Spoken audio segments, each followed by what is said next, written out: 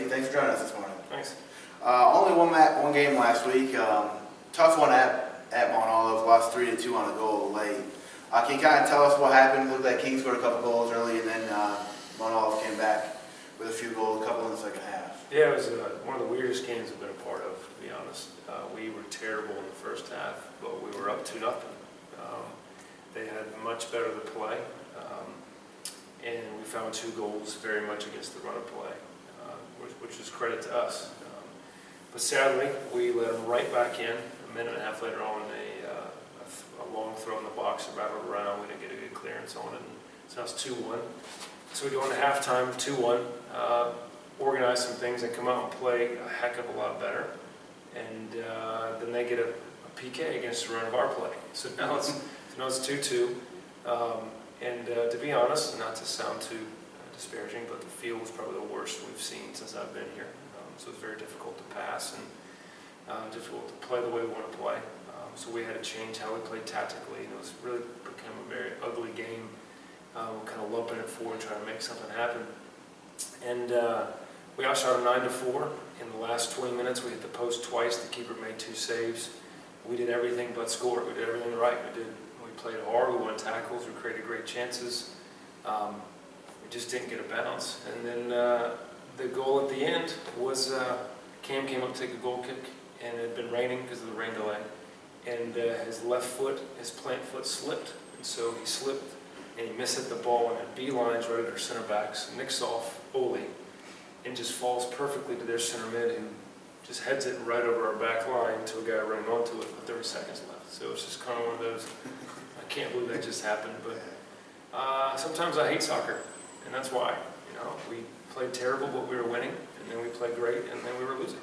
And that's just the beautiful and terrible part about the game. Yeah, what can you take away from that, learn from a tough loss like that in the last minute? How can you use that going forward for the rest of the year? Well, it's going to make us mad. It doesn't change our goals, it just makes it harder to achieve now, because I feel like that's a game we could have won. To be honest, we were up 2-0, and regardless of the situation, the field, who we're playing, where we are, we should never allow a team to ever come back from a 2-0 deficit, and we did, because we weren't disciplined on the first goal that we conceded, which gave them life back. We've been struggling a bit with this, with some of the games that we won, let the team back in, but we weren't able to put them away this time. We hit the post twice. Instead of if we'd have gotten the 3rd goal, I think we'd have definitely won the game. I think that would have been a backbreaker for them. Yeah, Ryan Murphy looked like he played well too, had a goal and an assist. Can you talk about how he's progressed this year in his second year here at King? Yeah, he was very good last year. Clearly one of our top players as a freshman. He got sick right at the end of preseason and lost about 12 pounds and was just not himself for about 3 weeks. He's got his weight back now and starting to come back into the form that he was in last year. So it's good timing for us. It was the assists and the goals he's been scoring well deserved, because when he gets into a rhythm, he's a very dangerous player for us. Yeah, nice to have him coming back now once you're going down the stretch here. This week, things don't get any easier. It's a tough week. You go to Limestone and Pfeiffer. Limestone, who's ranked 12th in the country, and all three of those teams are right up top of the conference, top 3 teams in the league. What do you need to do to be successful against these teams on the road this week? Well, Limestone's a team that doesn't scare us. We were twice the team we were last year, and we played them very tight last year. I think our guys have had this game highlighted on the schedule since last spring when the schedule was announced. We really love playing against Limestone. That's a game we're going to be very excited to play.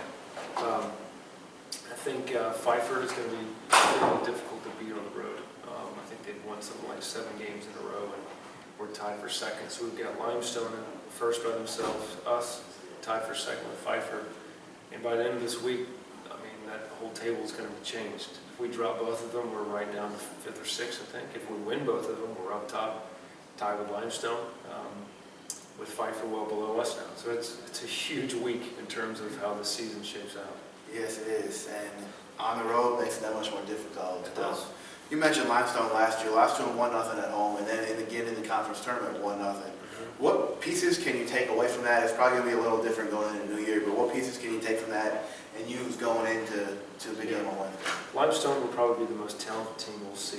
I think they're going to be probably the best team we'll see all year. I thought Carson Newman up to this point was by far the best team we've seen. I think Limestone will be better than Carson Newman. But our guys seem to really rise to the occasion in those situations they did last year. The way we play and the way they play, I think we're a bit of a tough matchup for Limestone at times. But we also know that they can beat us 7-0 on a good day.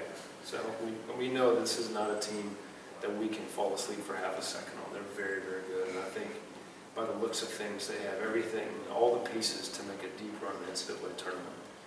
So we want a piece of them for sure. Yeah, that's Wednesday, I believe, at 7:30 in Gaffney, South Carolina, and then Saturday at Pfeiffer in the afternoon in Meisenheimer. Thanks for joining us today, and good luck this week. Thanks.